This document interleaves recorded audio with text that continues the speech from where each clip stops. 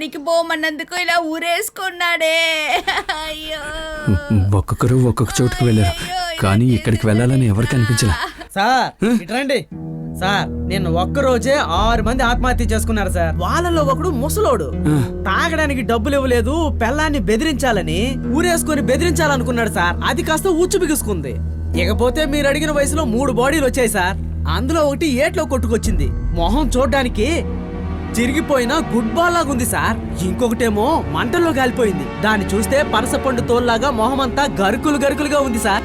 మూడోది సార్ ఉరికి వేలాడింది.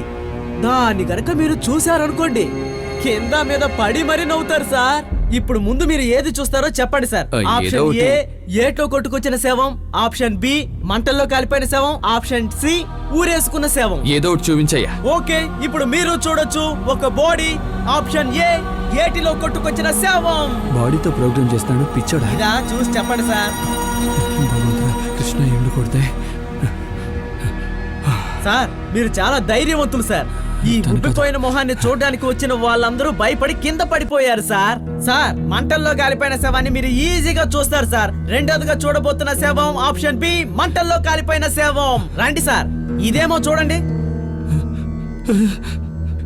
ఏంటి సార్ ఇంత ధైర్యంగా చూస్తున్నారు? ఈ మొహాన్ని నేను చూడాలంటే ఆఫ్ కొడితే గానీ వచ్చి చూడలేను సార్. సార్ మన లైన్ లో ఒక వేకెన్సీ ఖాళీగా ఉంది, వచ్చి చేరతారా? చూపించా సార్ అటెక్కడికి? ఆప్షన్ సి ఎక్కడుంది? ఇదిగోండి చూడండి సార్. ఆప్షన్ సి ఊరికి వేలాడిన శవం. చూడండి సార్, భయపడకండి సార్, నేను ఉన్నానుగా. ఇది కూడా కాదా? ఏంటి సార్ మొహం అలా అయిపోయింది? సార్ కింద శవం ఉంది సార్.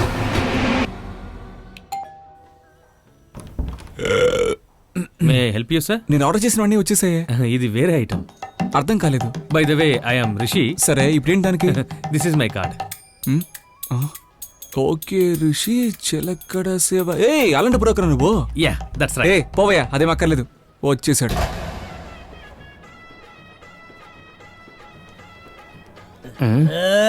Sorry bro. ఏయ్ తమ్ముడు, ఇదిగో ఇటు చూడు. ఏయ్ ఇక్కడ రన్నింగ్ ఇచ్చుకో.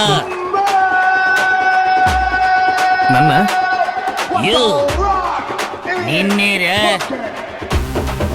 రారా ఇక్కడికి.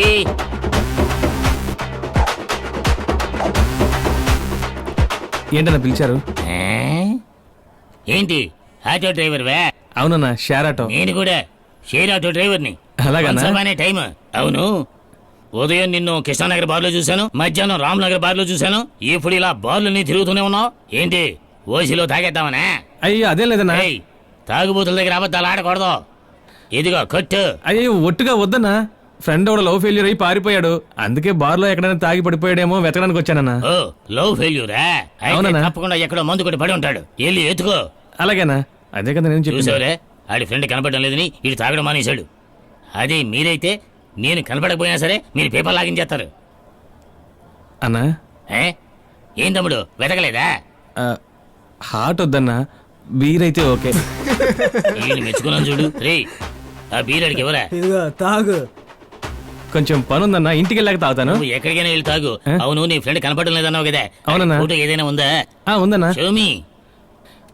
వీడేనా?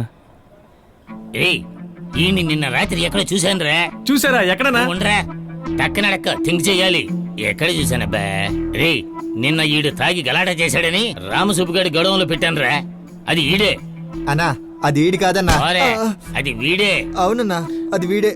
అన్నా ఏదైనా సమస్య? ఏం లేదయ్యా, నిన్న రాత్రి వీడు బాగా తాగేసి ఒక కుర్రాన్ని పట్టి కొట్టాడు. నేనే ఈయన్ని 4 పీకి గొడవలో లాక్ చేశాను. అన్న వాడు అలాంటి వాడు కాదన్నా, మత్తులో ఏదో అలా చేసుంటాడు, వదిలేయండి అన్నా. సరేలే, నువ్వు నాకు ఫ్రెండ్ అయిపోయావు కదా, షేరాటు వాళ్ళం కదా. సరే పదా అన్ని రిలీజ్ చేద్దాం. రే ఆటోను పిలవరా.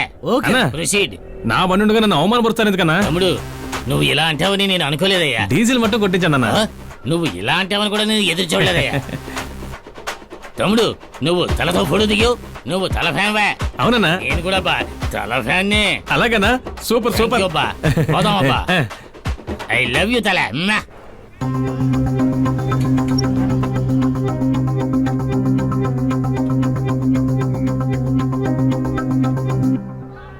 అక్క ఫోన్ చేసిందేంటి?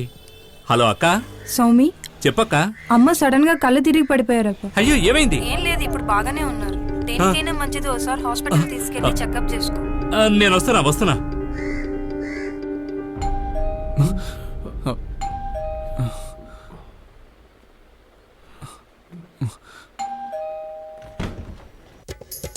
మీ రూమ్ బాత్రూమ్ లో నీళ్ళొస్తున్నాయా? మా బాత్రూమ్ లో రాలేదండి. దానికే 5 నిమిషాలు కక్కపోవడానికి అనుమతిస్తే మిమ్మల్ని జీవితాంతం మర్చిపోనండి. బయట పోయా. అరే నేను కూడా అనుకున్నానండి, కానీ బయట పోతే కడగడం చాలా కష్టం అండి. జో, రూమ్ నుంచి బయటకు వెళ్ళమని చెప్పాను. చూస్తే చదువుకున్న వాళ్ళ ఉన్నాం. డు నాట్ డిస్టర్బ్ బోర్డు పెట్టాను, చూడలేదా? బోర్డు పెట్టారు, అది కనిపిస్తుంది, కానీ అందులో ఏం రాశారో తెలియడం లేదే. డిస్టర్బ్ చేసినందుకు క్షమించాలి. డూ నాట్ డిస్టర్బ్ అంటే ఏంటి అర్థం? కడిగి పారేసులుపు వెళ్ళే ఇక్కడ నుంచి. కడిగి మొహం చూడు ఎలా నేను ఉందో. ఇంకా బాత్రూమ్ కి వెళ్ళలేదు కదా. ప్రశాంతంగా సూసైడ్ చేసుకుని చేద్దాం అనుకుంటే వీడి చంపేసేలా ఉన్నాడు.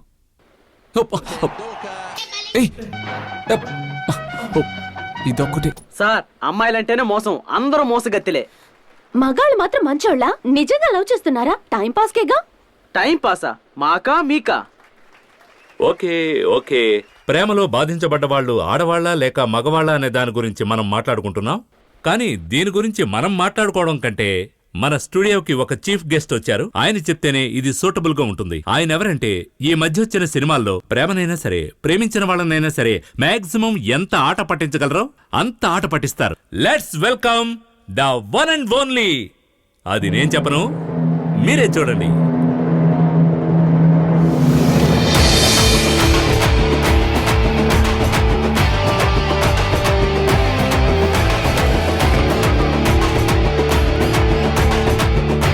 వెల్కమ్ సంతానం, వెల్కమ్ అండ్ వెల్కమ్. ప్రేమలో ఎక్కువగా బాధించబడ్డ వాళ్ళు ఆడవాళ్ళ మగవాళ్ళ అనే దాని గురించి డిబేట్ జరుగుతోంది. మీకు ప్రేమలో అనుభవం ఉందా సంతానం? నేనేమన్నా పీకే అమెరికన్ లాగా ఇంకో గ్రహం నుంచి వస్తున్నానా ఏంటి? నేను మనిషినే గోపి.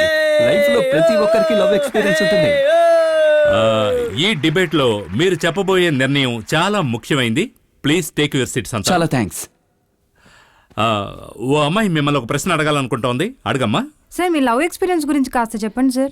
ఏమ్మా, 10 సంవత్సరాల ఎక్స్పీరియన్స్ ఉంటే బాయ్ ఫ్రెండ్ ఉద్యోగం ఏమైనా ఖాళీగా ఉందా? ప్రేమ వల్ల మేం బాధించబడ్డాం, ప్రేమ వల్ల మేం మోసగించబడ్డాం అని చెప్పేవాళ్ళు ఎవరైనా ఉన్నారా? గోపి, చెప్పండి ఆ ప్రశ్న సంతానం. అక్కడి నుంచి అడగకూడదు, ఇక్కడికి వచ్చాడు. సారీ సంతానం, సారీ. చెప్పు బాబు. ఒక అమ్మాయిని సిన్సియర్ గా లవ్ చేశాను సార్, మోసం చేసిపోయింది. సిన్సియర్ గా లవ్ చేస్తే మోసం చేసే పోతారు. అదే హుషారు చేసి వదిలేయాలని చూడు, టక్కని పట్టుకుంటారు. కరెక్ట్. సార్, మీరు ఎప్పుడూ అబ్బాయిలకే సపోర్ట్ చేస్తారా? అరే అబ్బాయి, అలాంటిదేం లేదమ్మా. నేను ఉన్న ఫ్యాక్ట్ చెప్పాను, అది వాళ్ళకి అడ్వాంటేజ్ అయింది. సంతానం, మామూలుగా అబ్బాయిలో ఓ సందేహం ఉంటుంది. అదేంటంటే, అమ్మాయిని మనసు అర్థం చేసుకోలేం, ఈ అమ్మాయిని మనసు అర్థం చేసుకోలేమని ఫీల్ అవుతూ ఉంటారు. దాని గురించి మీ ఒపీనియన్? అలా చెప్పే పిల్లలు ఇంకా అప్డేట్ అవ్వలేదని అనిపిస్తుంది గోపి.